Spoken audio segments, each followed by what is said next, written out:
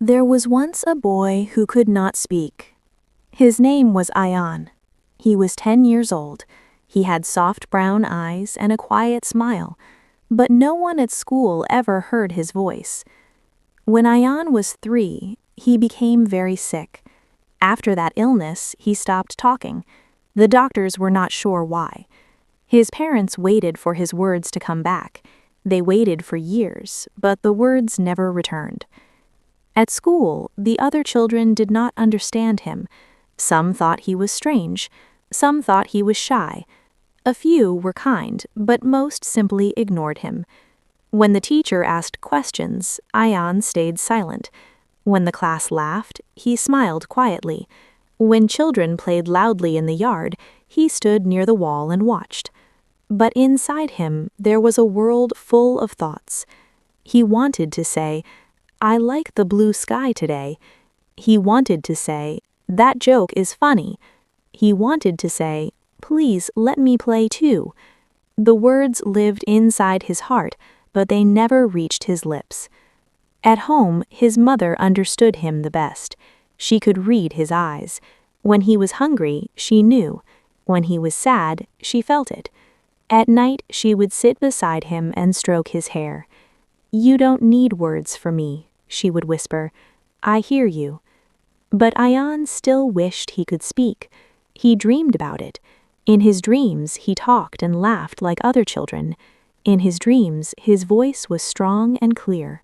One afternoon at school, something small changed. It was art class. The teacher placed paper and colored pencils on every desk.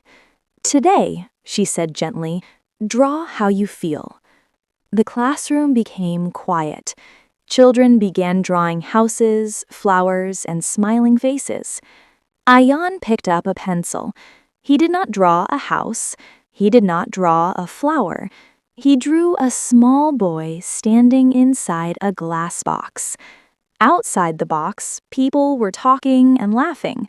Inside, the boy was reaching out his hand.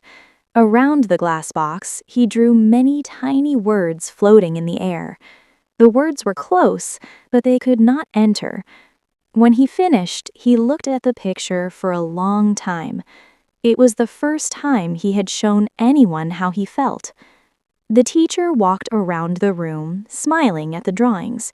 When she reached Ayaan's desk, she stopped. She looked at the picture carefully. She did not rush. She did not speak quickly. She just looked. Then she knelt beside him. "Is this you?" she asked softly. Ayaan nodded. Her eyes became warm. "You feel trapped," she said quietly. Again, he nodded. For the first time, someone outside his family understood. The next day, the teacher brought something special. She gave Ayaan a small notebook and a pen. "You don't have to speak," she told him. "You can write, or draw, or both." Ayaan held the notebook like it was something precious. That afternoon, when a boy accidentally pushed him in the hallway, Ayaan did not walk away in silence. He opened his notebook. He wrote slowly, carefully. "That hurt my feelings." He showed it to the boy. The boy read the sentence. His face changed. "I'm sorry," he said, and this time he meant it. Ayaan felt something new inside his chest. It was small, but it was strong. It was confidence. Days passed. The notebook was always in his hands. When he wanted to answer a question in class, he wrote the answer. When he felt happy, he drew a bright sun. When he felt lonely, he drew a small cloud. The other children became curious. One girl, Sarah, sat beside him during lunch. She pointed at his notebook. "Can I see?" Ayaan hesitated. Then he slowly turned it toward her. She looked at his drawings. She saw the glass box. She saw the floating words. She saw the sun and the clouds. Her eyes became soft. "You draw beautifully," she said. "I wish I could draw like that." No one had ever said that to him before. The next day, Sarah brought her own notebook. She sat next to Ayaan and began drawing too. They did not speak, but they shared colors. They shared smiles. They shared quiet laughter. Soon, 2 notebooks became 3, then 4. A small group of children began sitting together during breaks. Some talked, some drew, some wrote. No one forced Ayaan to speak.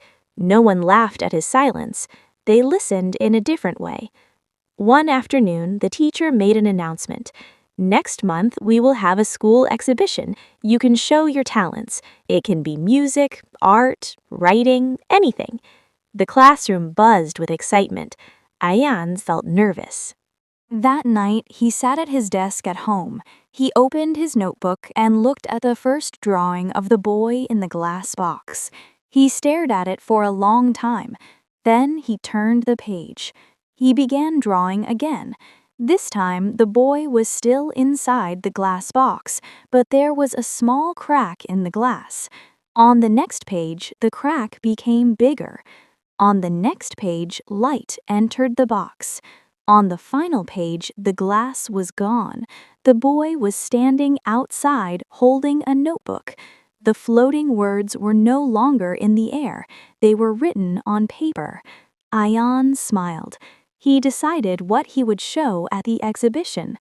The day of the event arrived. The school hall was full of parents, teachers, and students. There were paintings on the walls, poems on display, and music playing softly in the background. In one corner, there was a small table. On it lay Ayaan's notebook. Above it, a simple title was written, My Voice. People walked past at first. Then one woman stopped.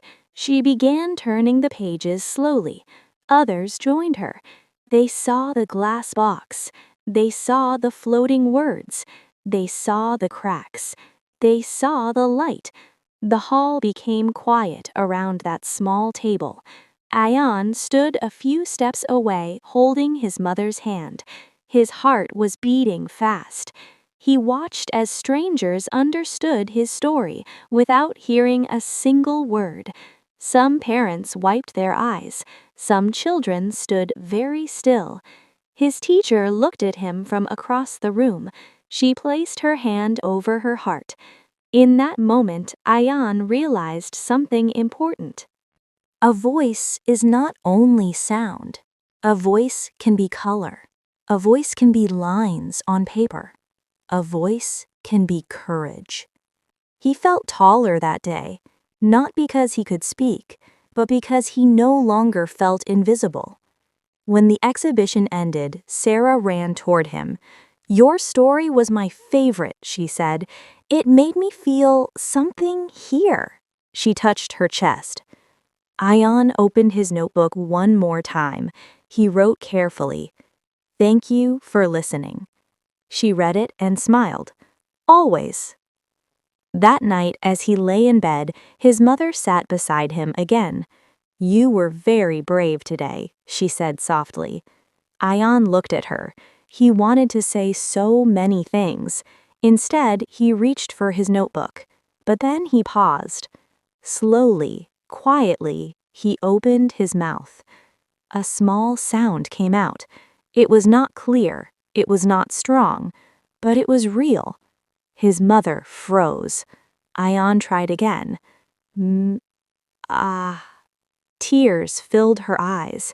It was only a tiny sound. It was not a full word, but it was a beginning. And even if words never fully returned, it no longer mattered, because Ayaan had already found his voice, and the world had finally learned how to hear him.